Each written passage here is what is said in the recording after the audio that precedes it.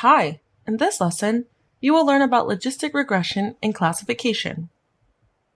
In all of our examples so far, we've used linear regression, which provided a linear equation that could be used to predict results. In all of these instances, the result that is being predicted is a numerical value. In this case, it's the amount of popcorn that is being sold. These numerical predictions are very useful, but what if we wanted to predict something a little more categorical? For example, how could we predict if a certain type of person will attend a movie? What factors might influence whether or not someone will attend a movie? Suppose we had data on a person's age, their income, and their marital status. Could we use this data to determine the likelihood that they'll watch the newest superhero movie that came in theaters? In theory, using these features or variables, we could create a model that predicts if someone will or will not attend. We could input the information into our model and determine with a certain probability that this person will see a movie or that they won't. This type of prediction isn't exactly possible with linear regression because the models don't return binary results like yes or no. This type of analysis is referred to as classification. The data is being classified as one value or another by the program. In order to do this, we need to learn a new model for predictive analysis. These type of classification problems can be solved using logistic regression. Logistic regression transforms data so that the result returns a value between 0 and 1. You may have learned in math class about logarithmic equations. They generally take this form when plotted on a graph. Logarithmic functions plot y values between 0 and 1. Notice that for all of the x values, or the independent variable, the result will be the value between 0 and 1. For logistic regression, the value between 0 and 1 represents probability of a certain event occurring. In the case of our example, using age, income, and marital status to determine whether someone will see a specific movie, it's the probability of a person attending the movie. The closer the x value is to 1, the more likely it is that they will attend. For instance, if we plugged in some data into a logistic regression model, we will get a result that falls on the logarithmic function. In this case, the result may well be 0.78. This result indicates that the person whose data has been input into the model has a 78% chance of attending the movie. Since the results are supposed to be classified as a yes or no answer, we can stratify the results into these two classifications based on the likelihood of them occurring. In this case, we can say that if the probability is greater than 0.5, then the result is yes, that they will attend. If it is less than 0.5, then the result is no. Just as we learned to use Sklearn for linear regression, we can do so for logistic regression models as well.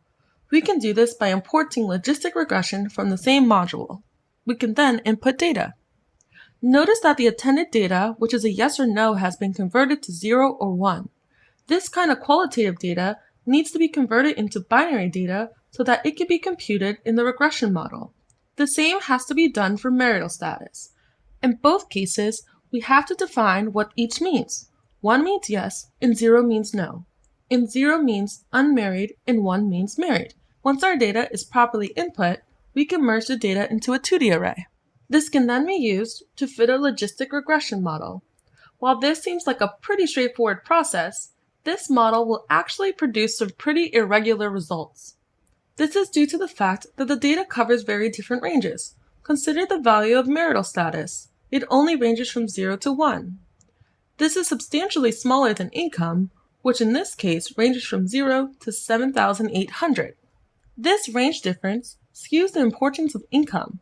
This means that the changes in income are more likely to affect the results of the prediction, even if marital status or age actually has a great effect on the results. In order to control this, we need to scale the data. Scaling is the result of normalizing the range between different variables in a dataset. This is particularly important for logistic regression because the results represent such a small range of possible outcomes. There are a couple of different ways to scale, but for this course, we will be using a scaling technique called standardization. Standardization attempts to scale the data by changing the mean and standard deviation of the features in a model. If we look at these graphs, we can see that the age and income are distributed differently. Each has a different mean or average, and they are spread differently on the x-axis. Standardization redistributes the mean and standard deviation of all features so that they have the same distribution. This makes it easier to determine the importance of each feature without skewing the data based on the range. We can also standardize our data using Sklearn.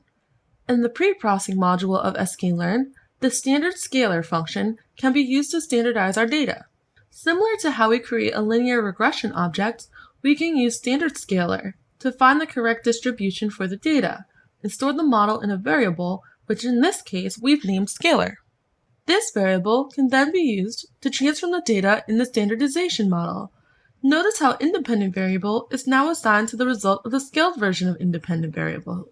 Now, we can use the independent variables to perform logistic regression on our datasets. Just like linear regression, to create a logistic regression, we can simply feed the model the training data as parameters. We then store that result in a variable. We can then test the model using test data. This is different than linear regression. The score function returns the accuracy of the model at predicting the expected and predicted results of the model. This will return a float that will represent the percent accuracy. We can also predict results using the predict function. This will return the predicted label. In this case, because the outcome, attended movie, is either 0 or a 1, the model will return a 0 or 1. Now let's head over to the live editor to see this in action.